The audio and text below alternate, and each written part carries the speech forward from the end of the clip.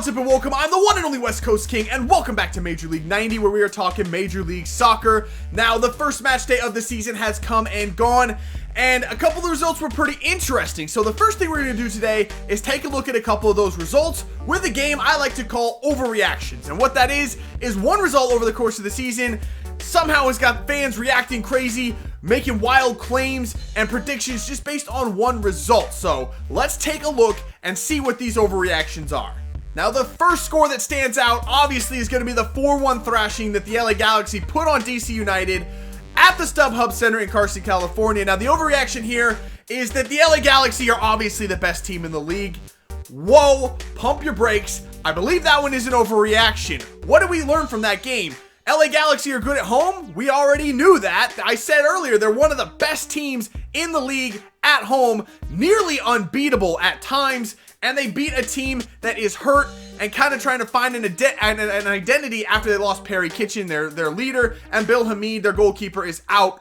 What did you expect? They should have won that game. Now, 4-1 is a little bit extreme, but still, it was a game they should have won. We didn't really learn anything about the LA Galaxy there until they go on the road and prove themselves on the road, which they were one of the worst road teams in the league last year. Until they can do that, I'm looking at the April 2nd match at Vancouver for that one. If they can get a point there, then we might start to look at them as a serious title contender. But until then, I'd say, yes, they're still a very good team.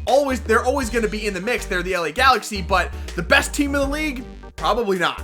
The second match that stood out was Toronto heading into New York and getting the 2-0 victory on the road at Red Bull Arena. Now, there are a couple of overreactions that could be had from that one. The first one is the Red Bulls are a team that are on the slide. They're falling out. They're not going to have as good of a season. They're not going to be a contender this year.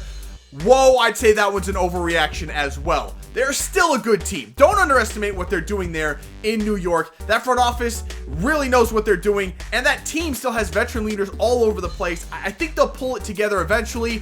Right now, though, I mean, they're dealing with the loss of one of their best defenders in Matt Miazga, a little bit of a roster overhaul as well. I just think they need a little bit of time to find themselves. Eventually, they'll pick it back up. Definitely a playoff contender when the end of the season rolls around. A Supporter Shield winner, though, again, like they were last season, maybe not. Now, the other overreaction that can be had from that one is that Toronto is now the best team in the East. Hey, they just beat the reigning Supporter Shield winners in New York and the team that that finished in first place last season in the Eastern Conference. Toronto are now the best team, obviously, right? Well, that's not as much of an overreaction as you might think.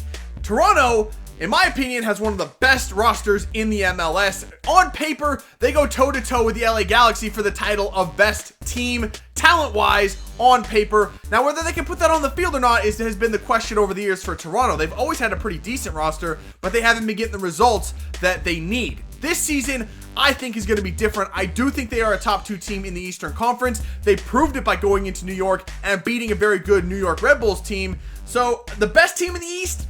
Maybe not, because they haven't proven themselves yet, but definitely a top 2 team in my opinion.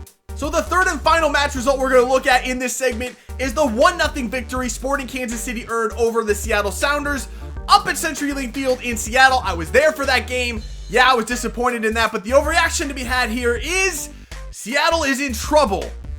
Well, I think that's a bit of an overreaction, actually. I think that they do need some help. I think that they definitely did not look at their best in that match, but I do think they're still a very good team, a very talented team. Not a lot of holes in that roster. They're kind of working through that new formation, trying to get used to it. The goals, I think, will come with the talent on that team. I think they're going to be okay, but I do think they need a little bit of help, which actually transitioned us into the next talking point, and that is the news that all signs are pointing to Seattle signing another designated player soon. They just sold Obafemi Martins, a designated player, which frees up a designated player spot on that roster. And in another recent move, they swapped general allocation money with Toronto for targeted allocation money, which means they have a lot of flexibility in that roster, and all signs are now pointing to them signing another designated player very, very soon.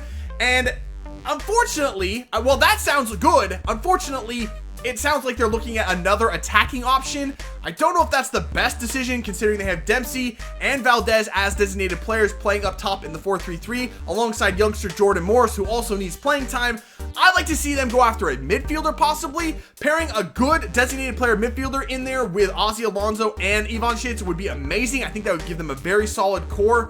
But, you know, it's hard to question what Seattle will do because they've always seemed to make the right choices in the past. They're very good about getting the right kind of players in. The one thing that is for certain, though, is they're going to spend money. They've proven themselves time and time again as spenders, so it's looking very, very likely that a designated player is on the way to Seattle. So the last story we're talking about today is actually coming out of Sporting Kansas City, where they may have a new player coming in as well, at least according to former NFL star Chad Ochocinco. Now, if you don't know who this dude is, YouTube him, look him up. He's freaking hilarious. I don't know if there's ever been a more entertaining star in sports history than Chad Ochocinco. The dude can run his mouth with the best of them, but there is no possible way at 38 years old he could actually think he's making an MLS roster. Now, he does seem to be a big fan of Sporting Kansas City. Back in 2011, he was actually given a trial with them, made their reserve team, and played 45 minutes with that reserve team in a reserve match.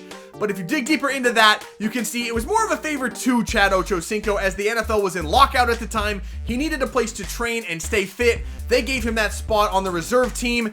It means he wasn't getting paid, he wasn't under contract, he was just there to work out and kind of have fun with the team and keep it lighthearted, which he did, and the trial went very, very well for him. But at 38 years old, there's no possible way he could actually think he's going to make an MLS roster, right? At least I hope not. I love the dude to death as an entertainer and a former NFL player. He was great to watch and listen to, but there's just no way. At least I hope for the league's sake that he makes an MLS roster. It would make the league into a joke, and I just don't think that would be the right move. But at least as a story like this, it's very funny and very entertaining. But, you know, Ochocinco, man, stay a fan, stay off the pitch. So that is going to be a wrap for today. As always, leave me your comments and feedback in the comment section below. I will make sure to read and respond to as many as possible. I always like seeing the feedback you guys give me. But that is going to do it for this one. If you had as much fun as I did, make sure to let me know, leave a like below. Subscribe if you're new. I will see you when we come back with another Major League 90.